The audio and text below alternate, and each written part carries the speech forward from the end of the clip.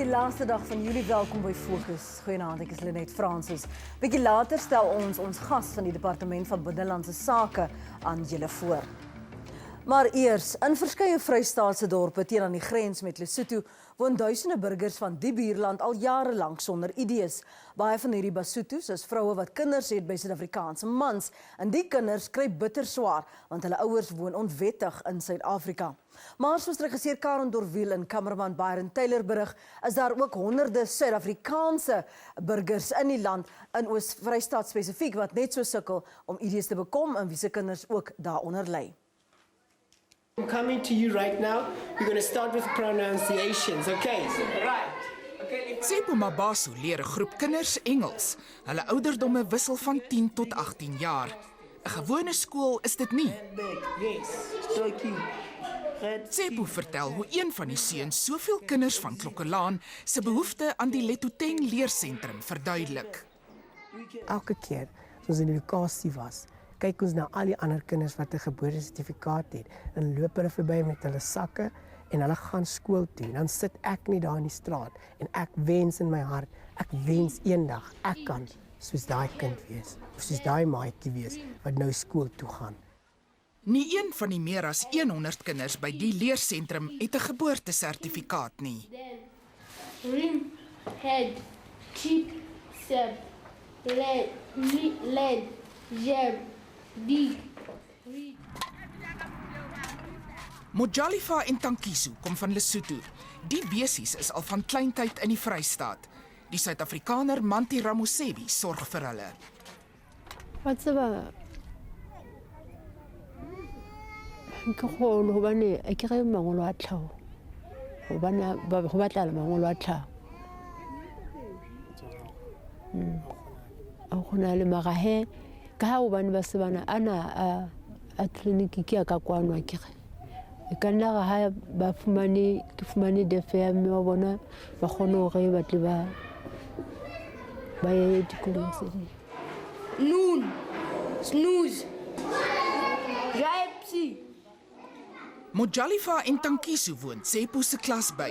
Marita Groenewald, stigter van die Letoteng leersentrum, verduidelik die geskiedenis van die sentrum se leerlinge. 90% van hulle se ma's is oorspronklik van Lesotho of nog steeds van Lesotho, maar hulle pa's is van Suid-Afrikaanse burgers en die ma's het oorgekom en die pa het verdwyn en die ma kry net nie sy kry self nie 'n ID-boek nie. Oor dekades het duisende boerlinge van Lesotho, deesdae veral weens die groot droogte en gepaardgaande ellende, die grens oorgesteek om 'n heenkome in onder meer die Vrystaat te soek, sonder die regte dokumente. In die Mekeleng Township buite Vicksburg gesels Fokus met sowat 20 vroue, wat almal oorspronklik van Lesotho is en feitelik nie een 'n Suid-Afrikaanse ID-boekie het nie. Hulle het wel almal kinders. Nna ke ouma fese ba nsukudisa ke motho wa ga mona ba nsukudisa ga bana ba ka ba babedi ba go tlameha ke be le pasa jwale ke ha ke ile ga lengolo la kereke le leno la sekolo ne ba le batlile abuti eno e mongwe la njwetsa gore ke tla matha go fitlhela gale e sa le ntse ke matha ga mono ka ouma fese go fitlhela jwale ke bona ngwana ke mo sa le mogolo kwa o tlameha go ya sekolong. Verskeie Suid-Afrikaanse webtuistes soos die van die Prof met Mediese Fonds stel dit duidelik, sonder 'n ID-boekie kan 'n ouer nie die geboorte van 'n kind registreer nie. En sonder 'n geboortesertifikaat kan ouers kinders nie by skole soos hierdie in die Hlohlolwane Township buite Klokkelaan inskryf nie. Kamohelo en Lifa is Suid-Afrikaners, wat deur hulle Suid-Afrikaanse ouma grootgemaak word, maar sy het self nie 'n ID-boekie nie. Mama jeshene mo. Ratla mangolo di tlhago. Die Makatso Skosana poog as Suid-Afrikaner al jare om 'n ID-boekie te kry. Die inwoner van die Momaneng Township buite Markwart het 2 kinders wat wel 'n laerskool bywoon, maar haar een dogter moet volgende jaar hoërskool toe. Bala banka fela justice fela ka mangolo a clinic. ba ga nne ke sokole thopasa ke kgone ho ba tholla mangolo a tlhago. Min van die ouers en voogte met wie Fokus gesels het 'n vaste inkomste. Mense kan aansoek doen om 'n kindertoelaag indien hulle kan bewys dat hulle Suid-Afrikaanse burgers is. Sonder 'n ID-boekie sukkel die Suid-Afrikaner Mapokeng Shloshlonawane om kos op die tafel te sit. Hadi dinyane ke akadimi. Hadi fedi. En die mamas van Ficksburg sukkel net so. Ho mafesa ha o ya teng o lo kopa thuso ha o bonolo hobane ha ona ditokomane tsa ka mona ha o fihla ba tlo o batla ID hore na ID kae ha o sena ona ha o bonolo go ka thuswa ene le di food parcel ha o fana ka tsona di fuwa batho bana ba nang le di ID batho bana ba o tholang hore bana le hona hore ba ka ja rona re senang hore re ka ja re sa kgone ho sena le kenang ha re di fuwe hobane ra ke re sebisa di passport re hlale Lesotho ba re batho ba Lesotho ga batho ba ka ba thusa batho ba ka mona fela le bana nang diaparo ke diske sona ha ile Maria tjenanang sentse re tsamaya re kopa re fuwa bo diphahlo bathong ye mongwe tla ba o fa ka pelo senya hae bo dikubo ho a batla re dula pela Lesotho ke noka wa bona le wena moya bo pula haina ke sona bana nang le ho ja ke gore re ja le ka sona ra apara le ka sona ntho gore ha ona ntho lokile ho bona rona batho ba ho thong ka hlaka Lesotho ka nnete re kopa thuso. Tot einde Maart was daar darm nog 'n kantoor van die Departement van Binnelandse Sake in Klokkolaan, maar dit het nou sy deure gesluit. Mense wat nie eers geld het om kos te koop nie, moet nou taksiegeld vind om Binnelandse Sake in Ficksburg te besoek. Ke lakatsa maar ha ke kgone hobane ha ke na tjhelete. En sonder geboortesertifikate kan Suid-Afrikaners nie aansoek doen om identiteitsdokumente nie. Dokumente wat volgens die webblad van die Departement van Binnelandse Sake soveel moontlikhede skep. Kana ntho ke batla ho ema ka mantore e fihle ke yo tsebe ba nkela ba santsane ba le bakana. Hore ba le baholo ba sebe hore ba sana le mangolo. Die 18-jarige Motwana Khaswane het net meer as 2 jaar gelede saam met haar ouers van Lesotho na Klokkolaan getrek. Sy sou volgende week kon stem, maar sy het nie 'n ID-boekie nie. Wat haar hart egter breek is dat haar pa op Klokkolaan se ashoop vir die gesin moet kos soek, want werk in Suid-Afrika mag hy nie. Net hierna wys ons hoe 'n boervrou van Klokkolaan plan gemaak het om tog onderrig beskikbaar te stel aan baie kinders teen aan die Lesotho grens. Ons is nou terug.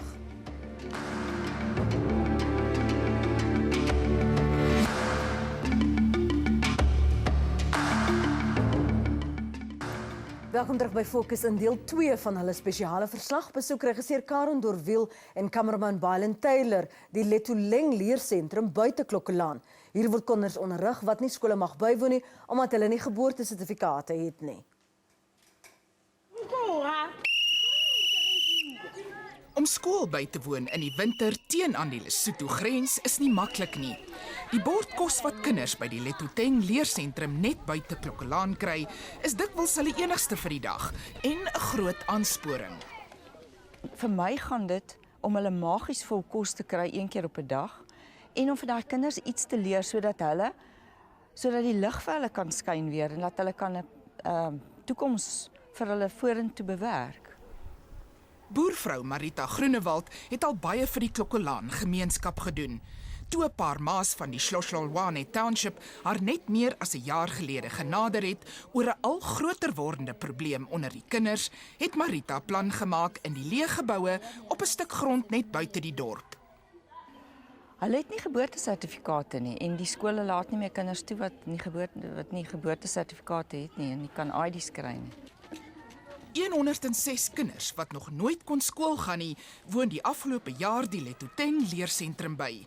Die geboue is in 7 klaskamers omskep en 10 township ouers met matriek werk as studieleiers. Dit was nogal roerend om te sien toe ons begin het. Van kinders wat 13, 14 tot 15 jaar oud is wat regtig nie weet om 'n pen vas te hou nie. Hulle het dit net nog nooit in hulle lewe gedoen nie. En ek moet sê, daai kinders kan almal nou skryf. Die 24-jarige Makgatso Mogai sorg vir 4 kinders, waarvan 3 haar eie is.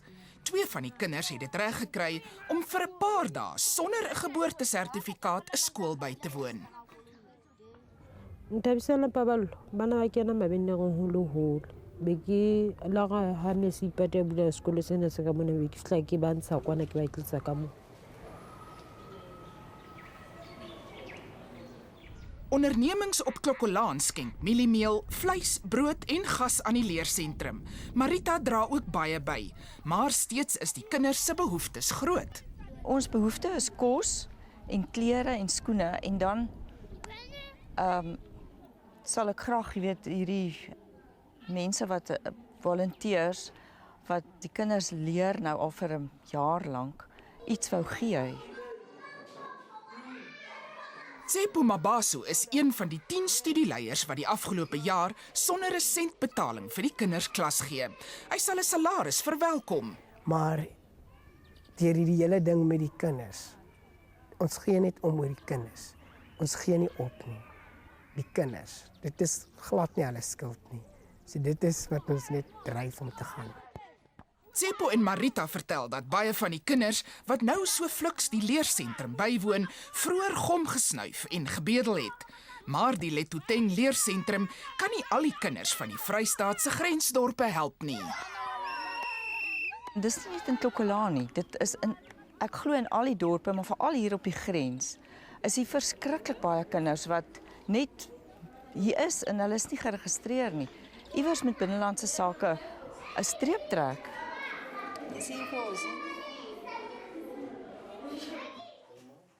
En om te hoor waar binnelandse sake die streep trek, praat ons nou met die adjunkt-direkteur-generaal van burgerdienste, Vusi Mkhize. Vusi, good evening. Thanks for joining us. What's the status of these children born on South African soil to South African fathers, at least? Thanks very much and good evening. We must clarify that for you to be a citizen and to be registered, your birth to be registered, you have to be born of one of your parents being a South African. Which is, in this case, is a gentleman or a man who is a South African? That is what is alleged to be the case. I think we must be clear because there has been a challenge that we've been facing where South African fathers who would be just rented fathers who would then they will bring children from Lesotho or from any other neighboring country, and then that mother will say this is a father. And then when we look at all the required proof, that's not a father. But assuming this is the right father, that father needs to, in terms of our act and the regulations as published in 2014, it now allows a father to register the child. For that child, we need what we call conclusive proof, which is a DNA testing now, if the mother is a foreign mother. Because all along the problem is that you can't tell who the father is should there be any incidence of a challenge of paternity. So these children, if conclusively these are the fathers, the mothers are there, we should be able to register them as South African because the law says one of your parents must be a South African for you to be a South African by birth. So that can be done. The law has done that. Section 3 of our regulations for Birth and Death Registration Act is clear. We can be able to do that. It seems to me that the children are the ones suffering here because we're still not clear about what their status is. They can't go to school, they can't access even grants, even if they can prove, which could be difficult for a child to have to prove that this is my father if the mother is from across the border. So where does that leave these children, Vusi? We must clarify this. The department has been having programs visiting Mufusanyane district, sending our mobile teams, able to send the various outreach programs to that area. So we are aware of the problem. And there are a few challenges that we have encountered that make it impossible to register these kids. One is that their mothers are from Lesotho, the majority of them, but they don't have valid passports, nor valid permits or valid visas to be in the country. So they are not even willing to come forth because they fear deportation as one of the instances. Two was that the fathers that are alleged to be fathers, they go underground. They don't want to come forth. And therefore, then you can't register the child against an alleged father who is not there. But the third problem has been when they claim that this child is born of themselves, you would then go and say, give us the documents. For instance, we would require some proof of birth from a hospital. You'll find that those documents are completely in contradiction to what they claim. Now, if the kids, we were to use emotions and feelings, we will then register the kids. But the question will be, you will have an unreliable, untrustworthy population register, and everybody will claim citizenship. So what we need to do with this particular group, Minister Gigaba announced recently the Lesotho dispensation. It's a very special project to assist the Basothos who are in South Africa, whether they're illegal or not. And he has extended that until the end of September. We're working with the Basotho government. So the Lesotho government is willing to assist. Okay. So we can be able to go to that area. Let's just quickly, after the break, sorry to interrupt you, Vusi, then we'll look at what our obligation is and what current legislation is with regarding to our responsibilities. Net hierna sit ons die gesprek voort, moenie weggaan nie. Ons is nou terug.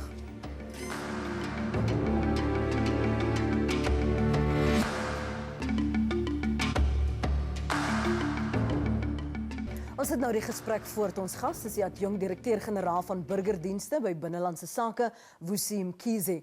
So what is our obligation to these kids? Because they're not South Africans, they're not Basothos. What are they then? In all probability, they will take identity of their mothers. So they will remain Basotho until it's proven otherwise that there is a South African father. In the meantime then, Vusi, what's our obligation? I must clarify first that in terms of education, we've got what we call study permits that the minister tried to facilitate for children living along the border, as Minister Gigaba.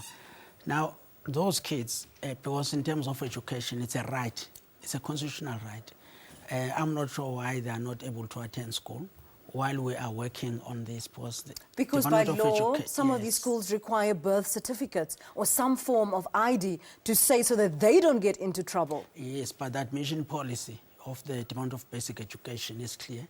When they admit their child, they must then work with us as Home Affairs to help in dealing with them having the right papers. So I'm not sure, but I won't speak on behalf of them, but working with education for a long time, we've got an MOU. They are clear that they will, in terms of the law, are forced to accept that child, but then they have to assist and work by referring those children to Home Affairs. Same thing with the issues of SASA, social grants. They've got that obligation by Constitution. We have tried to say to them, don't take children without birth certificates so that they encourage them. But that had a downside in terms of the Constitution, because then you are forcing them to abandon their mandate as the departments. That is why then we have this partnership with both SASA as well as education. They identify, they refer to Home Affairs assist. Now these kids, they remain in limbo. What we need now is with the parents who we are going to, I think the best thing is to send a team again there and ensure that maybe in line with the LSP, the Lesotho Special Project that the minister have set up, we go with the Lesotho government officials, we do document them. And then, based on that, they can either be able to be acknowledged as the Lesotho citizens, or we then appeal to the irresponsible fathers who have run away from these kids to come forth and assist them being registered. In that way, we should be able to then document them and regularize them. These mothers have to make sure that they get their permits to be valid, because if we were to take any person who is illegal in the country, we register them as though they are legal in the country, we will be creating chaos for we will never manage that again. Remember, South Africa was one of the countries that was allegedly having the highest attraction of asylum seekers. In fact, at some point, UNHCR recorded us at 1.9 million. So you can imagine if we then abandon our mandate to have a secured population register, that So you can trust, we just open up. We can accept that after tonight's show, there's going to be an escalation of investigating at least and sending out a team again to look at the situation of these kids, but also where the kids or the fathers are present, why there seems to be still some concerns that maybe the service delivery of home affairs in the eastern part of the Free State isn't so, they're not so happy with it or isn't so satisfactory. That will be incorrect because we've got what we call mobile offices, where we make sure that we send teams there. The department established what we call national stakeholder forums to work with the communities. And that stakeholder forum includes the local government, in other words, the traditional leaders, the councillors, and the NGOs and the faith-based organizations who work with us. Even we have an MOU with the Agri-SA, where then to make sure that we bring the farmers, like the one that we should thank that at least they've taken initiative to assist those kids. So there is no way that it can be because Home Affairs is not there. Home Affairs is there. We've been there frequently, but these people don't come forth. I can give you statistics. They don't come forth because they don't have permits to be in the country. So they will disappear, and these kids are remaining with their grandparents. We must deal with the social problem of fathers who will disappear from their responsibilities at the same time with the Lesotho citizens who cross into the country illegally. And ensure that the children who are and have been proven to have South African fathers, that they will have birth certificates so that they can have an education. Thank you so much for following up on that. We'll keep our viewers posted. Wanneer gesinne opbreek en albei families ewe lief is vir die kind of kinders, is toesig 'n moeilike besluit. Maar is nog veel moeiliker as die twee families nie van dieselfde nasionaliteit is nie en in verskillende lande woon. Hier is 'n voorsmaakie van Jolien Reed se verslag wat Fokus binnekort gaan uitsaai. We go near. We go near. We had a lot of friends that helped us up and down. There was a specific family that kept us going, changed us from one place to another, which we owe them all the gratitude, and we'll never forget what they did for us.